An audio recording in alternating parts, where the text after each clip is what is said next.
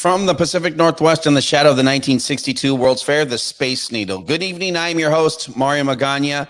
This is U.S. Phenomenon. If this is your first time here, welcome. If you're a returning friend, welcome back. You can be a part of the show by texting our studio hotline at 775-990-5151. Imagine what life would be like if the KGB was after you, threatening your life. Maybe you've never heard of the KGB.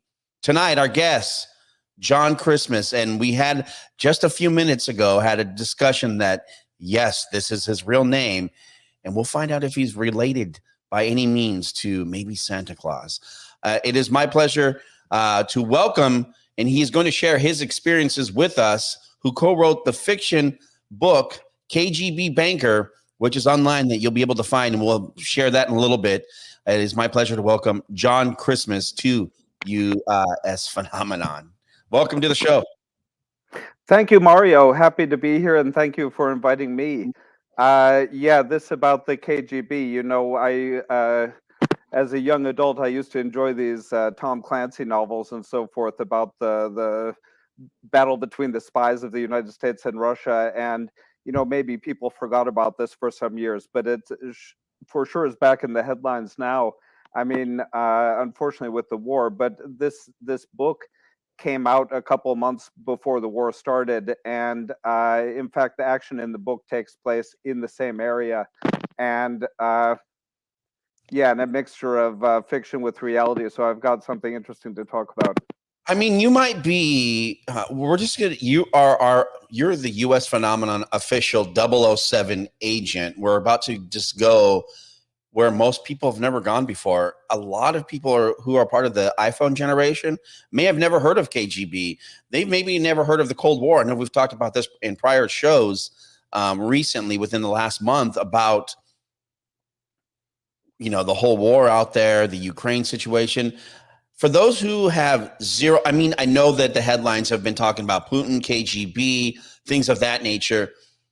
And what makes this so interesting is there is a generation that may now know within the last month about KGB, but a year ago, everything was straight COVID. No one even thought of KGB. So for those who have zero inclination or zero knowledge, why don't you share some of the experiences that you've gone through, your first-hand experiences working and being possibly chased by the KGB? Well, sure. It's I mean, it goes back to the secret police of the Soviet Union were the KGB, and then Vladimir Putin himself came from the KGB, and then supposedly in 1991 the KGB dissolved and disbanded, and there's not a KGB anymore. Although there's this expression they use that there's no such thing as a former KGB agent, that the guys who were in it are still in it, and it's just changed from the police to being the mafia. Or there's also a secret police for Russia right now, which is the FSB, which is the official successor. But then there's this mafia that exists alongside it. But I got tangled up in all this. You know, I used to be a boring guy in America with a job at a bank, and I got recruited to work at this bank at Eastern Europe as their relationship guy. And part of it is about the use of fronts by these people. The people who are in the mafia connected with the Kremlin, they try to trick everybody and fool everybody. And one of their things is they like to get Western people to work for them as unknowing fronts for what they're doing. But I got recruited to work at a bank in Eastern Europe, and this was the start of this adventure, which where the book sprang from. You know, it's interesting as you say that. Do you feel like you were used as a pawn during that time? Just as as I said, where you feel like you were used? They told me explicitly. Actually, I kick myself for having even accepted this job in the first place. Although it's been an exciting period of my life, it's been stressful as well. They told me that they said that they have a reputational problem at their bank because the Western banks have heard rumors that they're connected with the Russian secret police and with the Russian mafia and so forth, and that they wanted somebody without a Russian accent to be the Western relationship person between our bank and the Western banks. So essentially I would walk into a meeting with the Western Bank and tell them, the bank that I represented from Latvia, actually not from Russia, but it was a Russian bank located in Latvia, they would meet me. And, I grew up in America, so I don't seem like. Oh, your mic just muted there. I'm not sure what happened there. We lost your mic. Our guest this evening Working now. is I don't know why it did that, but it's it's all good. It's all good. Our guest tonight is John Christmas, who has a book, who co-wrote the book, KGB Banker. We're just chatting with him right now. If you have a chance, you can go to onairmario.com and watch the video. He's just showing the book if you haven't had a chance to check that out. But as you were saying, go ahead. So what we've done. Okay, so I was based in Latvia, which is a former Soviet state, and my co-author William Burton McCormick was living in Ukraine for some years, and we got introduced to each other. And William Burton McCormick is a professional writer. He had a previous novel that he published about Russia, and he had heard that my story was super interesting about this whistleblowing because it was about the Russian mafia and the American FBI and about a big bank fraud, that it was something that was good material to make into a thriller novel. So that's what we've created, is a thriller novel, KGB Banker.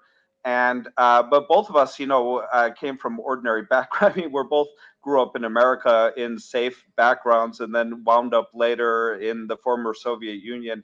He actually, when America made a call for all the citizens to leave from Ukraine about 2 months ago, and he went back to the States. So he's back in the States now. I live in Western Europe now. But anyway, we had on the ground experience because both of us were living in former Soviet states. I was employed at this bank where I figured out that they were basically using me as a front to convince people that they weren't the mafia, even though they were. But what we've put together, I think, is something really good. And with, when we transport the reader to Latvia or Russia or Ukraine, we know what we're talking about because we spent time there. When you say, when was the last time now you grew up in the United States, right? Yeah, I grew up in Chicago.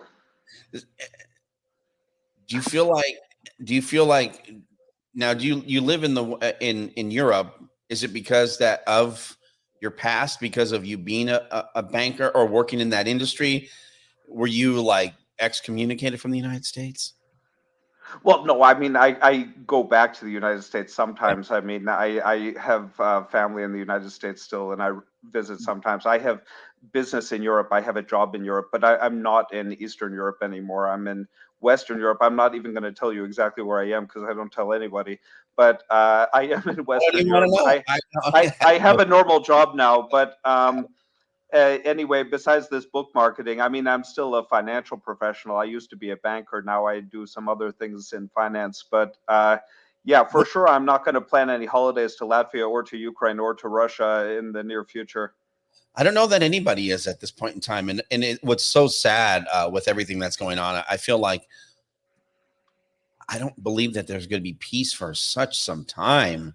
I don't know. We've had a discussion on a prior show about how I thought that NATO and the United States needed to muscle up, but I just think that it would just aggravate things. So that being said, now when you were in the United States and you got recruited, as you were saying earlier, our guest tonight is John Christmas, who has a book called KGB Banker out. We're talking about like the ins and outs, the threats that he had faced back in the day. When did you believe, when you started this position, how excited were you to be like, yeah, I'm like, this is kind of a big deal going to go be be a representative. Now explain what your first week in your new position. And when, Okay. yeah, and then maybe how I'll just let you go with that first. Well, Riga, Latvia is an exciting place for any American to move to. I mean, it's a beautiful city. It's an interesting country.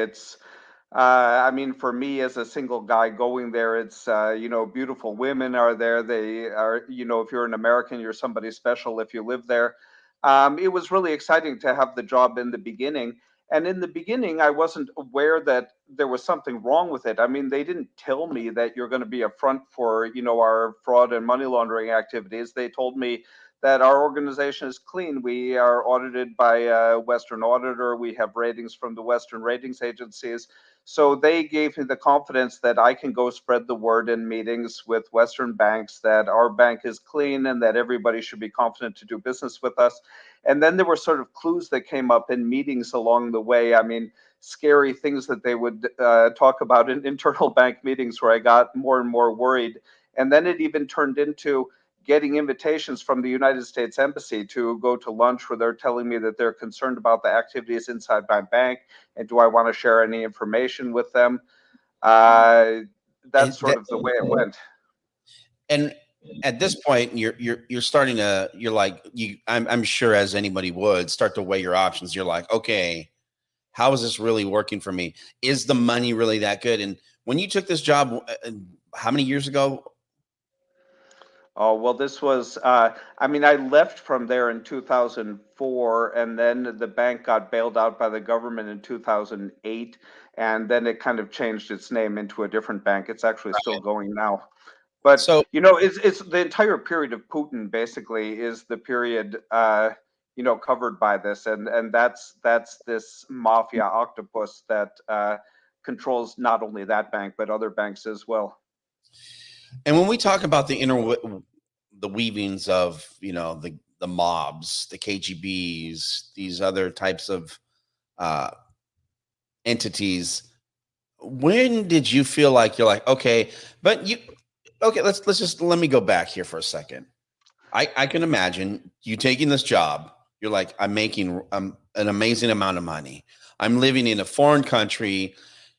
You're a commodity to, like, as you were just saying, being a single man, living in a foreign country, having this beautiful accent, speaking, fluent English, no issues. I mean, you're a power person now, living out in a foreign country. My salary there was not like really so huge. My salary was big by their standards. So an ordinary Latvian person would have a smaller salary than mine, but by American standards, it was nothing special. I mean, people who work in banks in Seattle make more than I was making in Riga. But in Riga, it was no, still I was like a king because I had this important job. I had a beautiful apartment in the old town. I was young and single and American in like a foreign city.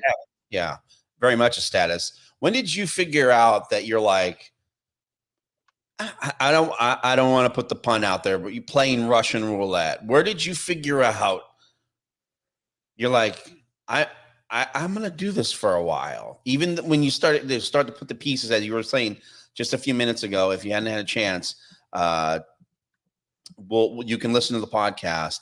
But when did you start to put the pieces together? There was a particular incident which actually we put into the book in a fictionalized way, where I was at a series of internal meetings at the bank where we were discussing how the bank had broken its own lending policy and also booked a loan fraudulently in order to make this huge loan to a Russian individual who purchased a palace on the French Riviera for 50 million euros, and that we had extended all the money to him, and that his name was private because he was on the Interpol wanted list and some other issues with him, and where I found out that the reason we made the loans is because he was friends with the owner of the bank, and where I was wondering, oh my God, this is a very scary person who we made this gigantic loan to for his palace in France. And like, what's going on with the bank's lending policy, or what's going on behind the scenes here? Because they made an effort, with their public face to make themselves like we are a legitimate normal bank. But something was going on behind the scenes that involved, the oligarchs and organized crime. Our guest tonight, John Christmas, that is your name. You didn't change your name. You haven't done anything. Real name.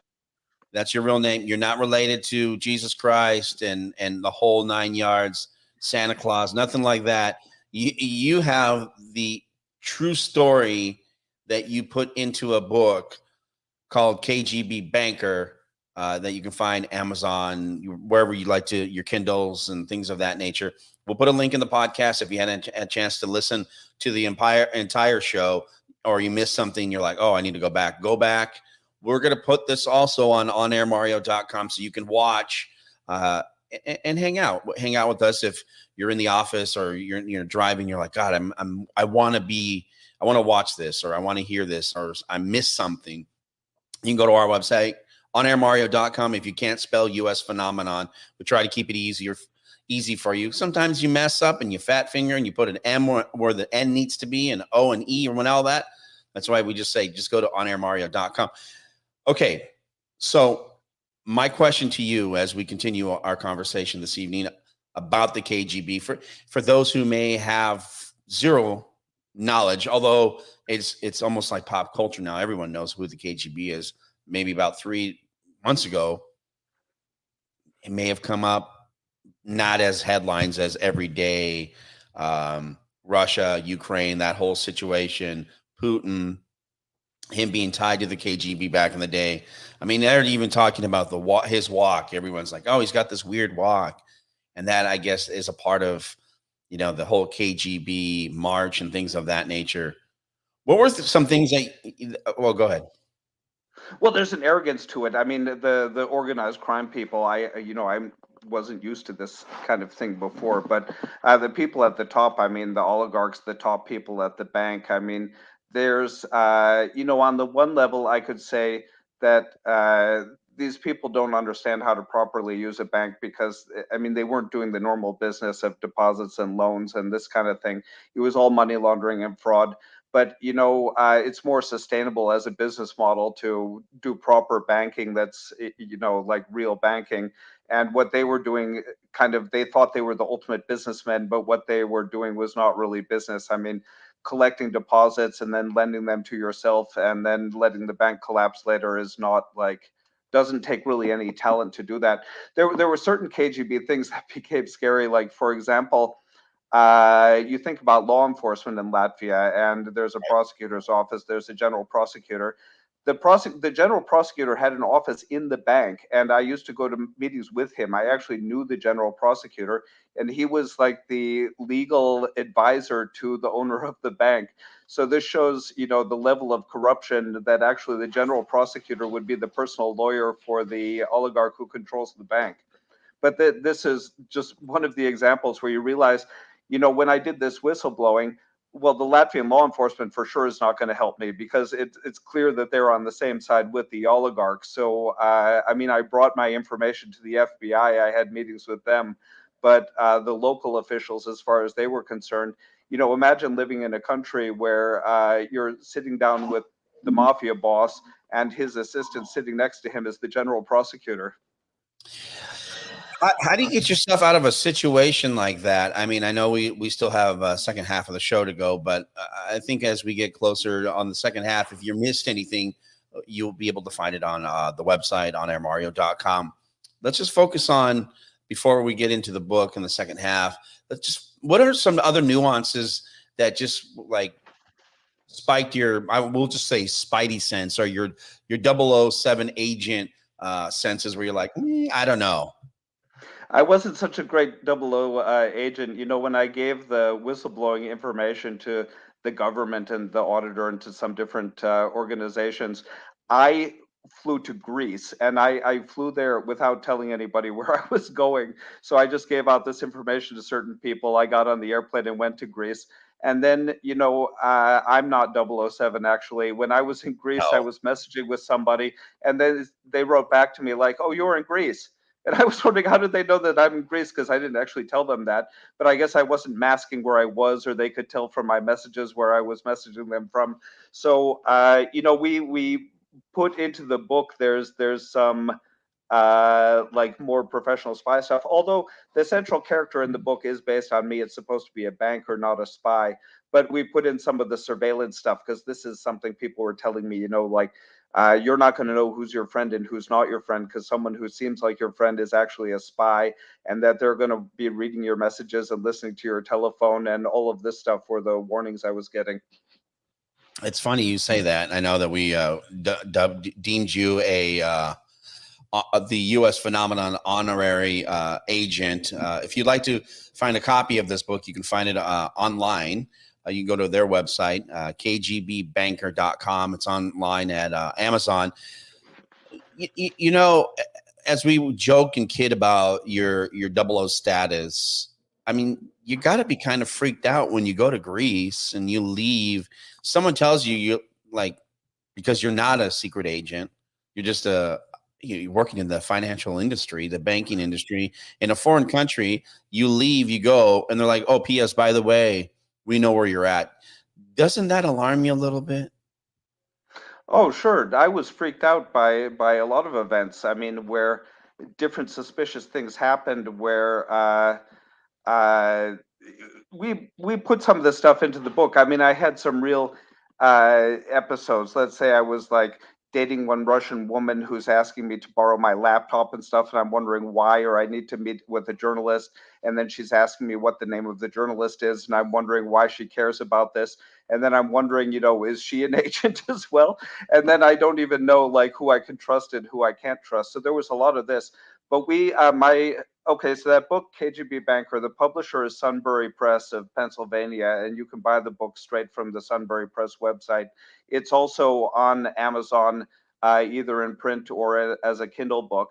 Um, anyway, the whole thing we built together with my co-author William Burton McCormick. The idea is we create this character who's this American banker who gets tricked to front for the mob at this bank, and then he gets in a series of troubles with women and journalists and bankers and mobsters and so forth. And I think he did a masterful job. We fictionalized it, so there's not like from all the bad guys in the book, there's not people exactly match the real bad guys, but rather we mix up everybody's name and who did what. We don't want people coming after us for revenge for writing the book. But anyway, it is based on real things that happened, and it's just mixed up in a fictionalized way. But it works great with the suspense just to make a thrilling read. And the fact that there's reality to it. I mean, people who are really interested in what goes on with Russian organized crime. This book is an accurate reflection of how the things work there. When we come back, we're getting close to the bottom of the hour here. When we come back, we'll continue to discuss things that we'll call it giveaways in the book, maybe some small intel pieces about the book. We'll continue to talk about John Christmas's experiences, things, maybe even near-death experiences or things that he might be able to share. We'll check in with Mark Christopher for our paranormal story of the week. We'll be back. You're listening to U.S. Phenomenon. Thank you, Mark. Welcome back to the show. Our guest tonight is someone who is our honorary double O. Although, if you missed it earlier, he was talking about not actually being a double O agent because of some information that was given to him when he went on a trip. We'll discuss that here in a few seconds. Our guest tonight is John Christmas, who wrote the book, co-wrote the book, KGB Banker. And with everything that's been going on in the news about Putin, Ukraine, Russia, I just thought it was interesting to talk about the backstory, things that most of us don't even have any knowledge about. I mean, you being firsthand, being a part of that situation where you were in the financial industry, the banking industry, where you had the KGB sniffing up the trees of what you were doing, having girlfriends and different people being maybe working for them to find out exactly what the heck you were doing. Our guest tonight is John Christmas. Welcome back to the show. I got to ask you. I mean, this is. I'm intrigued. So, how did you get? You're in this mess now. You're a part of this entangled banking system. It's corrupt. How do you unweave yourself out of all that? Well, what I did is I just left the country and I never went back there again. But I suppose for the entire rest of my life, there's going to be some kind of risk of somebody coming after me. I mean, I take some basic security precautions that probably everybody is wise to do, like not to put pictures of where I live on Facebook, for example, so nobody knows exactly where my apartment is. So I do certain things like that. I don't tell everybody where I'm going or set up meetings with people who I don't know or putting a picture of where I live on Facebook. But yeah, it is like for the rest of your life, you don't know who you can trust and who you can't trust. And to a certain extent, I mean, I hope that since I was cooperating with the American government, that I have some kind of degree of protection. I mean, I gave all this information to the FBI. Unfortunately, they did not use most of it. They used some of it, but not most of it. But you know, they are aware that I cooperated with them, and in fact, the United States Embassy was even asking me for information before I did this whistleblowing. So I feel some kind of protection from that. But again, for sure, if you go into these countries, I mean, the book, again, it's in Latvia and Ukraine and Russia. If you go to trust the law enforcement or something in these places, you don't know what side they're on. I mean, you can go to give the information to the police. The police can call up the oligarch and say, "Hey, guess what? John gave us a bunch of information about criminal stuff that you're doing," and he'll say, "Oh, thank you," to the police and give them an envelope of cash, and then he'll come after you just afterward. So it is a mess. I mean, now there's actually a war, but at that time when we were writing the book, there was not a war yet, and we put some of the action is in Riga, Latvia. Some of it is in Kharkov, Ukraine, which is where my co-author was living. And we positioned one of the villains right on the borderland there between Ukraine and Russia. And we put in some of the oligarch philosophy. So we've got him and his girlfriends and his business activities and who he's paying off and who he reports up to and what he's doing. And I think Bill and I did a great job like putting together this oligarch character. So on the one side is the American banker whistleblower, and on the other side is the oligarch puppet master who is behind the scenes running everything. I think we did a good job of delivering things, even making him into a person and having some kind of personality and motivations for what he's doing, and along with the other characters as well. What's interesting is you were saying earlier that you felt like some sense of protection from the United States. My question, well, I'm going to ask anyhow. I shouldn't just say my question, but if you felt that you had protection from the United States, don't you think you would need to be back in the United States to feel like 100% secure? Well, I live in Western Europe and I feel secure where I live, and I have a job and I can't really just go anywhere I want. But the for sure, yeah, in I suppose, well, I mean, there's one thing with the FBI is if you're at the category of witness where they decide that they'll offer you a package and change your name and you never talked to anybody you knew before and this kind of stuff, and they put you in the middle of some town out in the sticks where nobody's ever going to recognize you again. I didn't want to go for that North kind of a Dakota. solution. I mean, I have friends and relatives, and I don't want to abandon everybody who I know and like change my identity. So I gave them certain information, and it's known that I gave this information because it's it's out there on the internet. Even, I mean, about fraud and money laundering information. Something new which is happening now is for years. For some reason, the Western countries weren't really doing anything about these Russian oligarchs, but just now, finally, they're sanctioning people and seizing their assets and so forth. But it was a period of years where like giving information to the FBI, you can give all the information to them. They say thank you. And then they don't tell you anything else. So you don't actually know what they did with the information or why they use some of it and why they don't use some of it and why certain crooks are still running around free and they didn't chose not to do anything against them. I mean, I think for a while they were trying to be accommodating, maybe I don't know, maybe they were afraid of the Russians, that they didn't want to anger them by cracking down on the oligarchs. But right now, all that's out the window and they're seizing all the super yachts and the airplanes and so forth, which I'm pretty happy about. So there is something happening now. But yeah, it's a scary process. Like imagine, well, even in the United States, if you're some organized crime witness and you go in and give the information to the FBI, and then a year later, all the mobsters are still going, and the FBI didn't do anything, and then you're wondering, well, why did I do that? And now, I need to be looking over my shoulder, and they didn't actually take action. I mean, there have been some things done, not as much as I wanted to, but anyway, it was a process. I mean, I know a little bit about the FBI and how they do this stuff, so this was interesting. I had a couple meetings. Like my first meeting was with the FBI was actually not in the United States. It was in London at the United States Embassy. That I had a meeting with the FBI. They call themselves like the commercial attaché. So you go into the London embassy and they have a department which is called commercial attaché, but really it's the FBI and they don't say that. And then you sit down and the FBI guys, they wear guns on their belts at the meetings. So when you have a meeting, and I had a couple of these meetings, when you have a meeting with them, the other guys in the room are, well, they're these smart dressed guys with suits on, but they have guns on their belts while they're talking to you and they ask you about connections between certain things. I mean, this was something that I think most bankers never had this experience. No. You know, it's interesting when you say that. In my head, I start to formulate. I wonder if the CIA was in there and you had no idea. Well, about the CIA is an interesting question because I don't,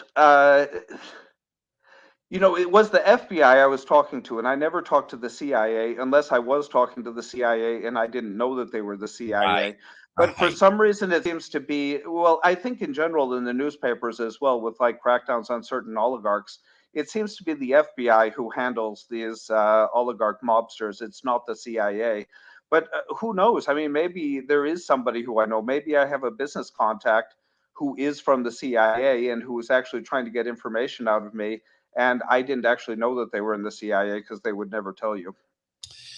In your book, which you've put some of your experiences and switched identities, KGB banker, is there in your real life or in the book, did you ever have did you ever have the experience of seeing the KGB do firsthand?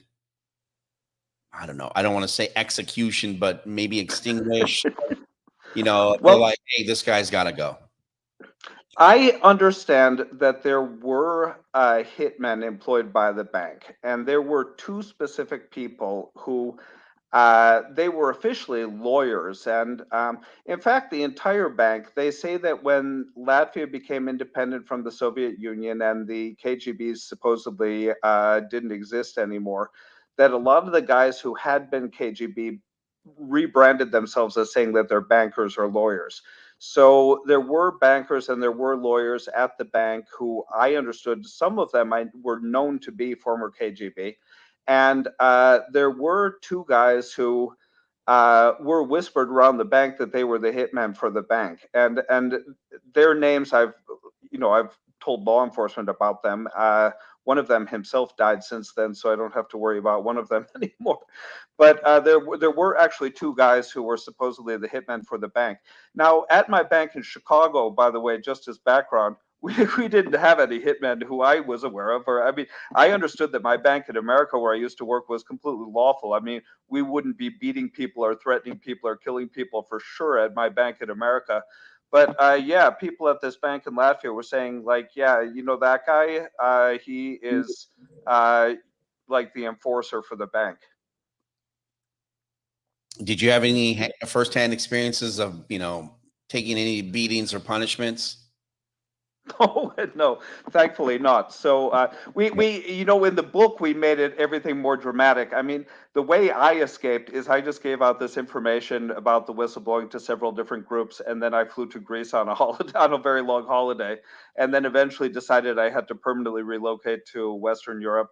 But in the book we make it more dramatic because the bad guys are actually actively chasing him, and there's the James Bond stuff we put more into the thriller novel. But in my real story, I just bought an airplane ticket and I left, and nobody beat me up. But I was getting warnings by phone for sure. And or one of perhaps the most creepy one that I got was a woman from the bank who had been my friend called me after I left the country already and said, John, by the way, you should know that the bank is asking questions around what kind of car you drive. Like, where do you put your car and what kind of car do you have?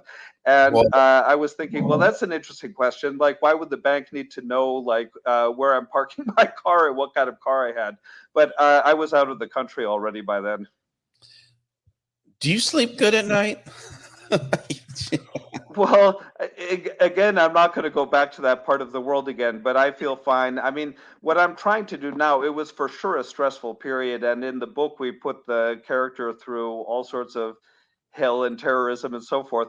But as for myself, what I'm trying to do is reinvent this as to be something fun. I mean, it's something like James Bond Sure. now. So Yeah. with the KGB banker thing, sure, it has the thrills and it has like the hitmen and it has Double O dangerous women and status. all this stuff in Yeah. the book. But we try to make it into something fun now.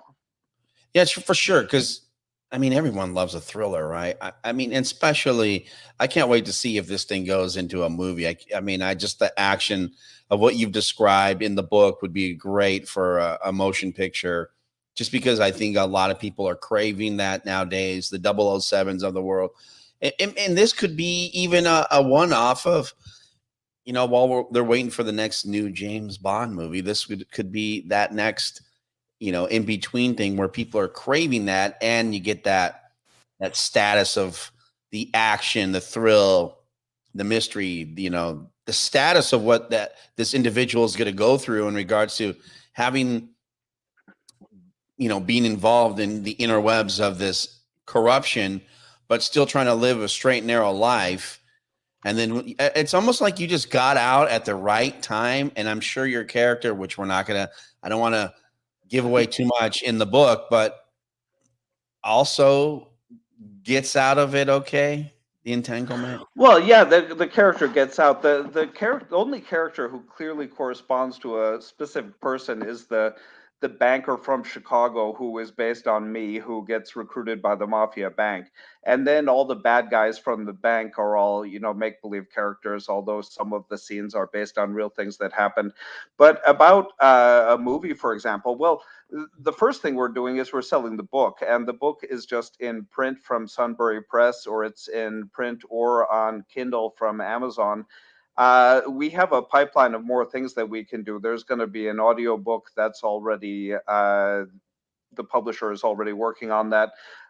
Something I've been asked about is translations in different languages. So we put scenes in. In fact, my co-author William Burton McCormick and I have traveled around and have experience not just in Latvia and Ukraine, but also in Estonia, Lithuania, and Moldova.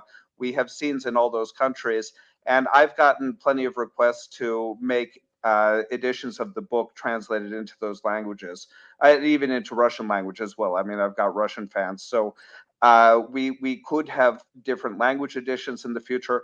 I would love to have a Hollywood movie for sure, but I understand first we need to prove that we're popular with the book, and then Hollywood will call us after that. But Sure. right now it's a book. And that's what's so exciting is to have you come on.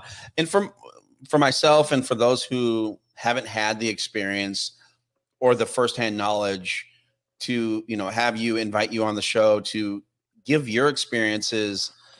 Even when you talked about the lady at the bank, even sharing, hey, what kind of vehicle do you drive? Reminds me of that scene in Scarface, where they're in the vehicle and they planted a bomb underneath the vehicle and they're driving in.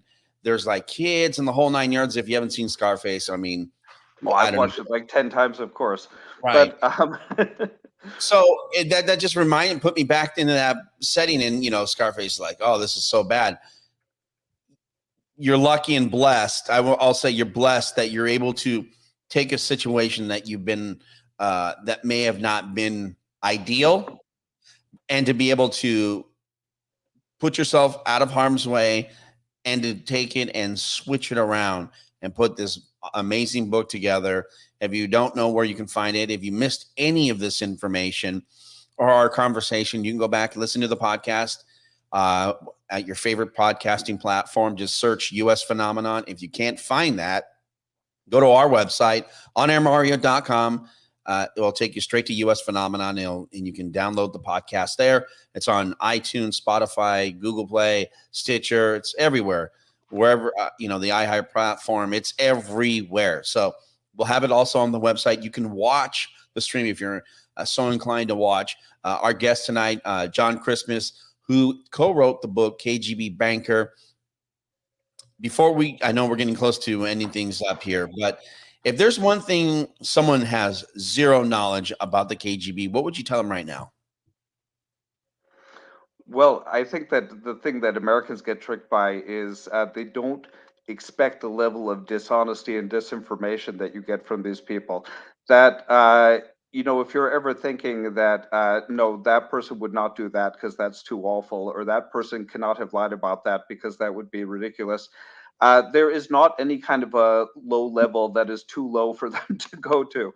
And about, like, talking to people, like if you meet somebody and they tell you something every day, you're thinking that person can't be lying because he keeps telling me the same thing every day, and why would he be lying to me? No, there's like no level, which is the bottom level for these people. So I think the West is kind of figuring this out. I mean, I wouldn't say this is against all the Russian people. I would just say against specifically the mafia guys and the KGB, that they pull every kind of trick, and they use front people all the time. They try to always make themselves seem like they're doing something different from what they're really doing. But there is this kind of different culture of these KGB people. I mean, it's some kind of a cynicism. It's like they think everybody in the entire world is dishonest and corrupt, and therefore they think that they should be dishonest and corrupt. And if you criticize them for it, they say that you're a hypocrite because they think that you're the same as they are, even if you're really not. Our guest tonight, John Christmas, who wrote the book KGB Banker. Some of the stuff that you've talked about within the book, which is a fictional book you co-wrote, there's got to be something in this book that is, I know, as you were saying, true to life for yourself, but a much sexier in just a sexier translation in the book because of taking yourself out of it and making it a fiction. Give us one thing that most individuals would say, "Oh, interesting." Well, we've got like women in the book. Obviously, there's a couple of beautiful women in the book, and the protagonist gets in trouble with them as well. That's something. And then there's the hitmen in the book, and then there's the bankers. The thing we tried to do in a positive way, actually, the character who's been the most popular of all of them is a female character who's a journalist in the book, and everybody falls in love with that character. But she's not one of the mafia ones. She's a journalist. So actually, one of the things we planned out in the book is the positive message to it is something about the importance of free media and journalism and getting the true story out and so forth. And this character, who is the beautiful journalist, is probably the most lovable character in the book. But there's other ones as well. I mean, evil ones out there as well in the book. But that journalist is the standout character who everybody loves at the end of it. Do you feel like there's a free press still to be had? Or, I mean, I know there's everyone complaining about paywalls and things of that nature, but do you feel like the press is still free? I think the issue right now is there's so much stuff out there on the internet that it's more about having the skills to tell what's the truth and what's not the truth. So when you see a variety of different articles telling different versions of the same thing, and you're trying to figure out what really happened, there needs to be it's not like you can just pick up the newspaper and read whatever's on the headline and assume that that's the true story. It's more like you're going to hear some different stories from people with different agendas, and you have to kind of figure out, based on logic and your knowledge, which seems to be the true story. There is free media. A lot of it is about the internet. I mean, we that's like part of the thing in the book as well, is that the institutional media might block out something to make, because they don't want to upset the government. But there's renegades out there who will put anything on the internet. Unfortunately, there's people who put fake stuff on the internet, but there's people who put the true stuff on the internet as well. A government can't really cover up things like they used to in the past, because for sure somebody can get anything onto the internet. It's so interesting you say that because, yes, I mean there are so many different dynamics in regards to how you get your information. If it's via the internet or if it's via the old school paper, most of us are consuming it via the, as we all like to say, through the social webs, the interwebs of the Twitters, the Instagram, the Twitch, or even all these different mediums. social media, Facebook and things of that nature. How many of that? I mean, I get these messages all the time. Oh, did you see this? Did you see this? Did you see this? Look, as you were just saying, you gotta discern what's true and what's not. And because things have changed in our world, I mean, the information is at your ready at any given time. I mean, it's pushed to your phone. I mean, and you're conditioned now. So you really have to spend time and say, okay, yeah, is this right? Is this true? So, yeah, I mean, it's to go through all that to be like, oh yeah, I don't Well, even want there's to a go. whole thing now that I mean, the possibility now of, overthrowing a corrupt government on the internet. I mean, this is not something that used to happen in the past, but, there's corrupt governments where, well, they try and shut down, Facebook and Twitter and so forth as soon as they can, but the information still gets out there. And this is like a new kind of a battlefield is with the true information and the disinformation and trying to block certain things and people trying to get around the blocks. But yeah, this is part of the battle going out there, and for sure the Russians are doing this kind of a thing as well. But yeah, this is like a theme of the book is about the journalism and the importance of getting the truth out there on the internet, even when the government is trying to block something. Our guest tonight, John Christmas, who co-wrote the book KGB Banker. Just a fun evening just to have sitting here talking about the inside of the inner workings of, I mean, your hide. I mean, not to tongue in cheek, be like, haha, but thank you for so much for coming on the show to like hang out with us, share your story, share this book for those who may be a thrill seeker who are interested of, I'm looking for something new to read. And so thank you again, and we look forward to having you back on the show later on, and just talking about see what's going on and see what you guys are up to in the near future. Before you go, any parting words for our friends here who are listening or watching? Well, sure. I'm confident that with this thriller novel, KGB Banker, that together with William Burton McCormick, we've put out something special because it works on a thriller basis. If you just like thrillers, if you like crime thrillers or conspiracy thrillers or financial thrillers, it's got that. But it's got some like real aspects to it as well, because our portrayal of the former Soviet states is based on real experiences there. The specific fraud that's in the book is based on something real that happened. There are real aspects to it. It ties in with current events. It ties in with what's happening with Putin right now, for example. But on one level, it's fun and exciting, and on another level, you can learn something from it. I think we've put together a great project. And listening to for the last 40 something minutes and some change between our two breaks, what's interesting? Your positivity spin on this and saying, hey, let me take a situation where it may not have been good and turn this into a sexy novel with that 00 feel to it, where it's got the thrill, the crime, the entanglement, the love, the romance, who's coming really after you. And I think that's the suspense in that. I look forward to reading it and checking it out. So again, well, thank you, Mario. I do my best, so thanks for the words. And we look forward to having you guys back on here shortly. And again, if there's any updates or if you feel like you are so compelled to come back on, we'd love to have you back on. So we look forward to that. And again, thank you so much. Our guest tonight, John Christmas, co-wrote the book KGB Banker. If you need to know where you can find that at, you can always go to the website, kgbbanker.com. Our guest is John Christmas, who co-wrote the book KGB Banker, who gives some of his inside knowledge. So again, thank you so much for your time. We look forward to chatting with you soon. And again, thank you so much. Thank you. Now let me stop.